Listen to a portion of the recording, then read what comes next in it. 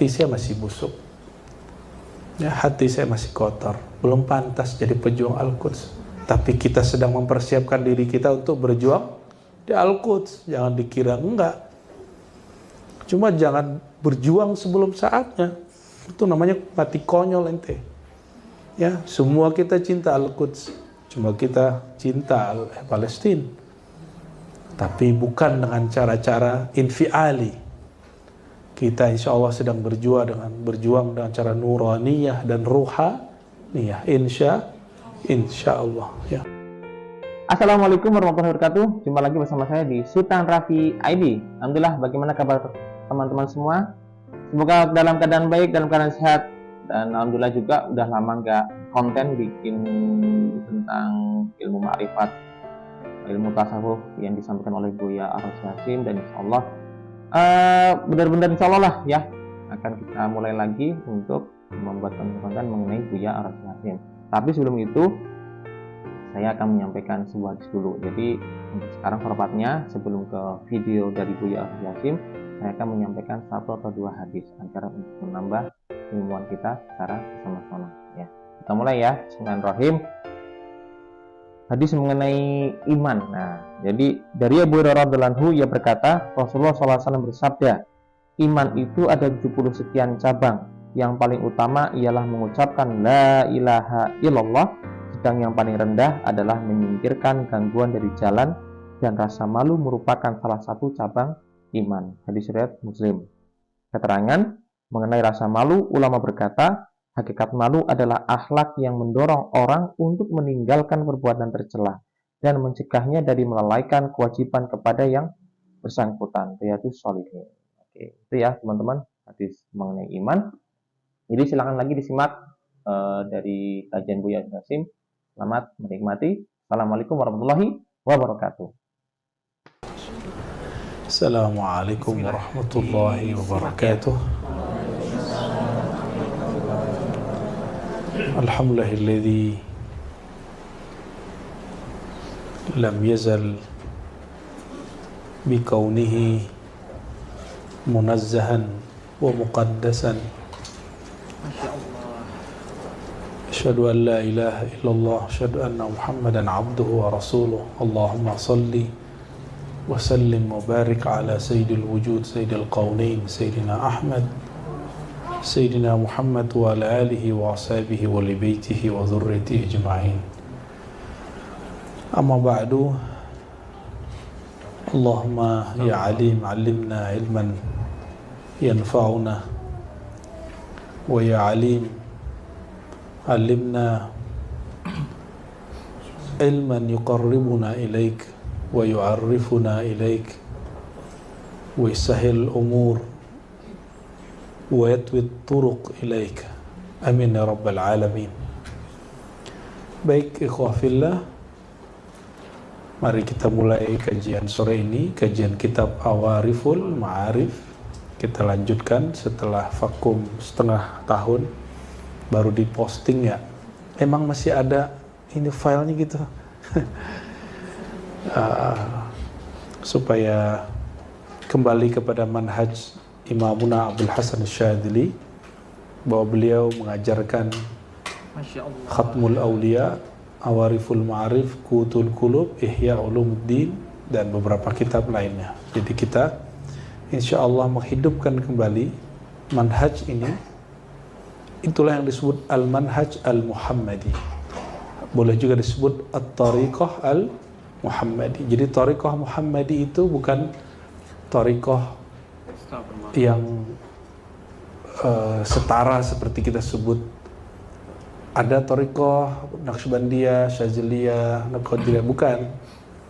Tariqah Muhammadi itu manhaj, bukan Tariqah yang sejajar dengan itu. Dan semua Tariqah yang ada sebenarnya bersumber dari manhaj Al-Muhammadi. Namun kadang-kadang terjebak pada fanatisme syekh atau inovasi-inovasi yang kadang-kadang menyimpang jauh dari ajaran sang imam ya.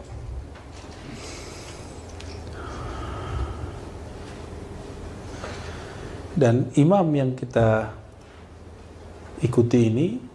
Jadi ada 3 Suhrawardi yang masyhur, ada Suhrawardi Abu Najib, ada Suhrawardi Al-Maktul yang sebenarnya dia dituduh sinkretis, dia tidak sinkretis. Qalbu dia qalbul muhibbin. Orang pencinta itu dia tidak disekat oleh simbol-simbol dan ritual-ritual ya. Itu yang dialami beliau ya. Maka dia umur 33 tahun sudah difatwakan sesat, bahkan kafir, sehingga dibunuh. Difatwa hukum mati.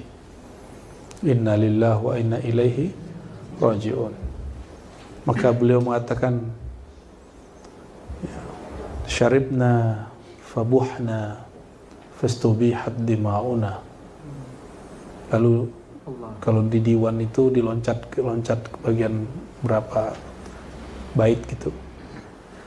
Ayuqtalul bawwah bisirril ladzi yahwa. Syaribna khamral ma'arif wal mahabbah.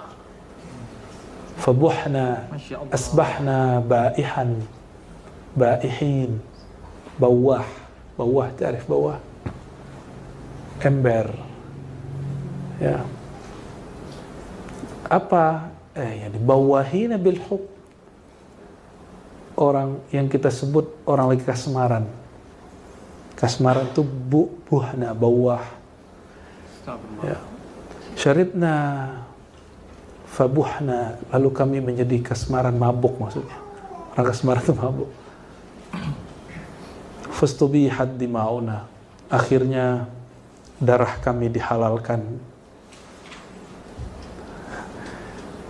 Lalu diloncat, ayuqtalul bawwah bisirril ladzi yahwa. Apa salahnya pencinta ketika dia kasmaran dan mabuk dengan cintanya? Maksudnya cinta kepada Allah Subhanahu wa ta'ala. Nah, itu Suhrawardi Al-Maktul. Persepsi yang dulu saya baca waktu di kampus ternyata beda waktu kita baca diwannya dan kitab dia. Ada buku dia, Haikal Tauhid ingat saya. Lalu ada beberapa karya-karya lain dan itu sangat sunni sekali. Adapun yang dituduhkan dia plural, semua agama sama, itu tidak benar. Dia lagi bicara tentang bab cinta. Bab cinta itu kan nggak ada agamanya. Agama dalam artian agama yang membuat kita benci-bencian sama orang. Maka agama yang membenci itu bukan agama, itu musuhnya agama. Agama yang orang pahami itu agama status, padahal agama itu bukan itu ya. Agama itu terlepas dari jerat-jerat keakuan, simbol-simbol. Itu yang disebut al-Islam. Al-Islam itu ketundukan lepas dari keakuan. Ini malah merasa dirinya, keakuan dirinya masa lebih dekat ke Tuhan, lebih paling benar. Itu bukan agama itu. Ya, itu kesombongan syaitan berjubah agama. Dan hari ini kita menyaksikan banyak sekali orang yang merasa beragama lalu menghakimi orang-orang yang berbeda paham dengan pemahaman agama dia. Paham agama dengan agama lain. Paham agama bukanlah agama. Agama suci. Paham beragama suci nggak? Al-Quran suci. Tafsir Quran suci nggak? Al-Islam, hukum Islam suci. Tapi fikih terhadap hukum Islam suci nggak? Enggak. Al-Ihsan, tasawuf suci. Tapi thariqat suci nggak? Tarekat sufi tidak suci. Maka banyak orang bertengkar masalah tarekat ya, malah membahsul masail kan tarekat kan, lucu itu ya. Nggak apa-apa juga sih, coba aja kalau kuat. Itu Suhrawardi Al-Maktul. Saya meyakini dia sunni, ahlus sunnah wal jamaah. Namun mungkin dia sendiri menyadari ayuqtalul bawwah bisirril ladzi yahwa ya.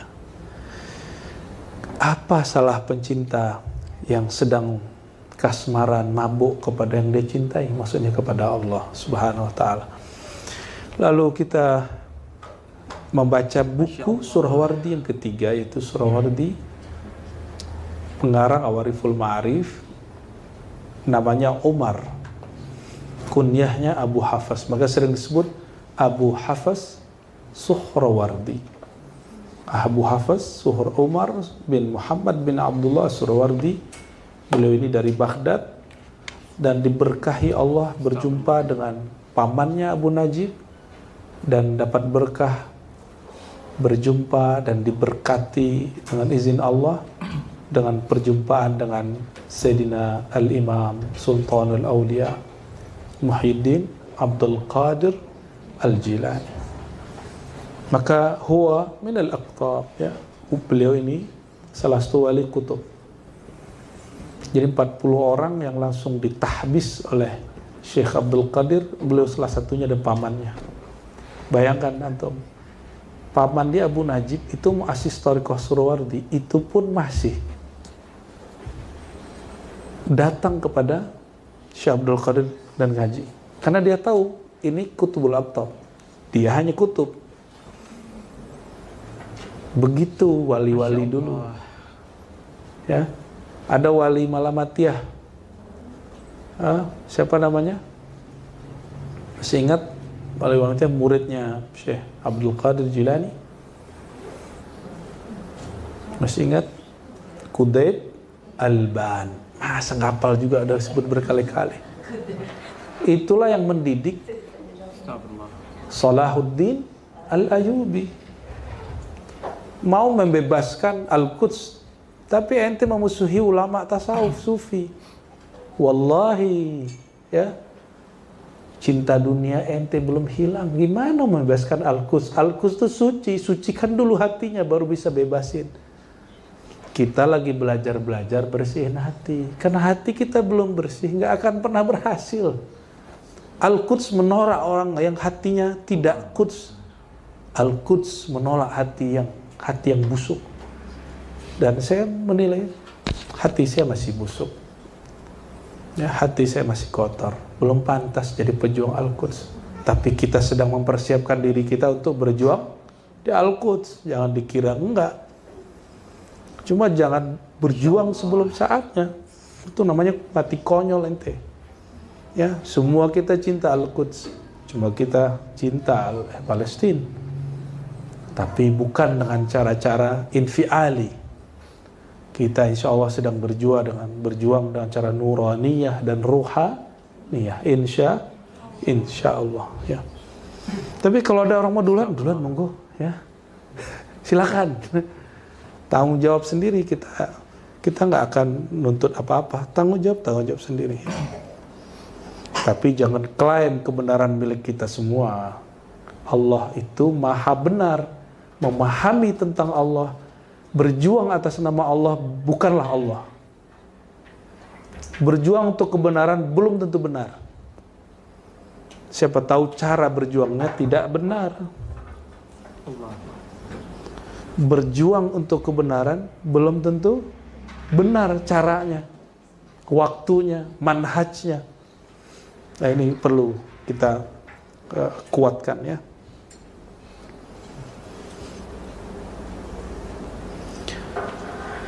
Beliau sudah kita baca dan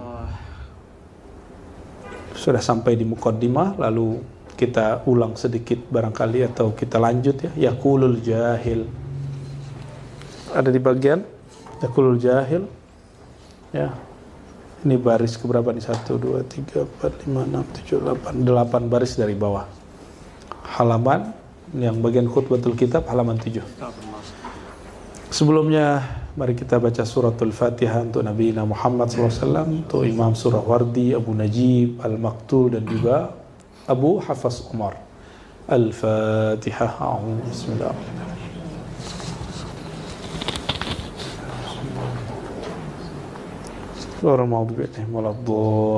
Amin.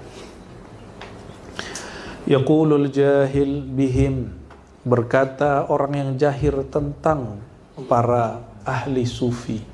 yang mana jasad mereka jasad bumi, kolbu mereka kolbu samawi, kolbu langit. Ya.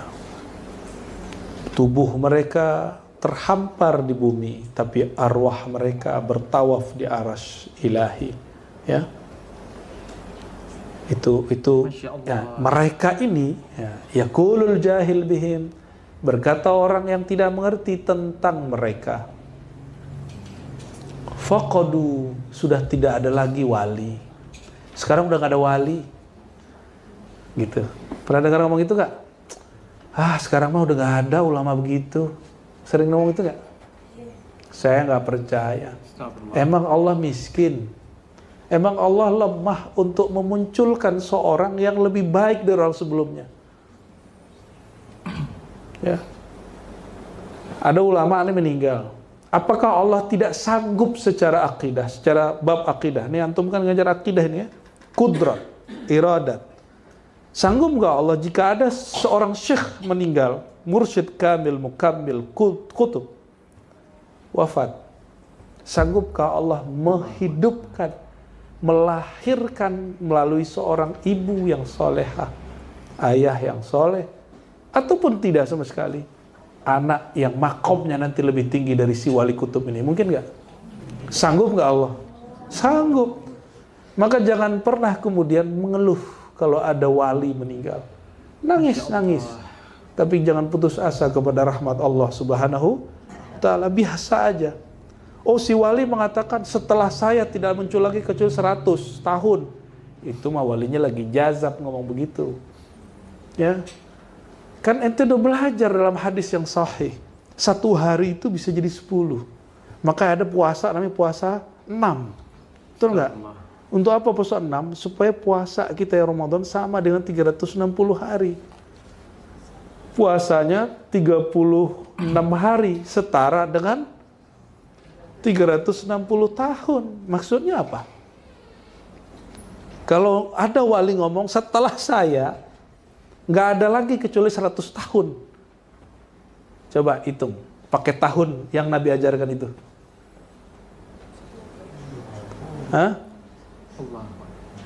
1000 hari. Berapa hari? Biar jadi 100 tahun berapa hari kalau dikaliin 10? 10 hari kali 10 berapa, bro? 1 hari sama setara dengan 10.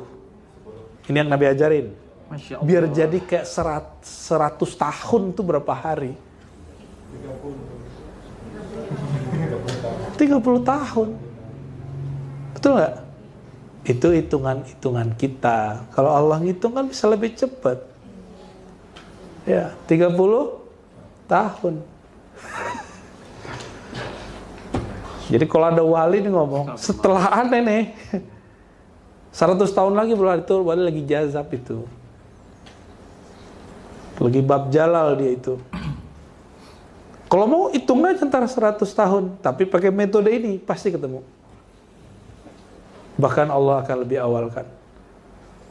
Bahkan Allah jadikan, masih ingat nih hadis tentang Al-Mahdi. Apa kata Nabi SAW? Seandainya hanya setinggal 1 hari itu kiamat, Allah akan islah si imam itu dalam semalam. Allah panjangkan hari itu, malam itu sepanjang-panjangnya. Suka-suka Allah. Kenapa? Dia berfirman dalam hadis qudsi Sahih Bukhari dan Muslim, Anad dahru, akulah sang waktu.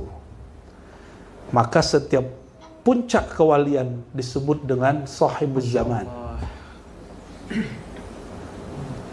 Bersamanya bisa rasanya panjang, bisa rasanya pendek. Sahibuz zaman ini akan punya tentara-tentara yang mereka mempunyai sirruz zaman. Ya, sir zaman inilah. Dan sir zaman ujungnya nanti ada pada nafas hamba Allah Subhanahu wa taala yang kenal kepada Allah Subhanahu wa taala.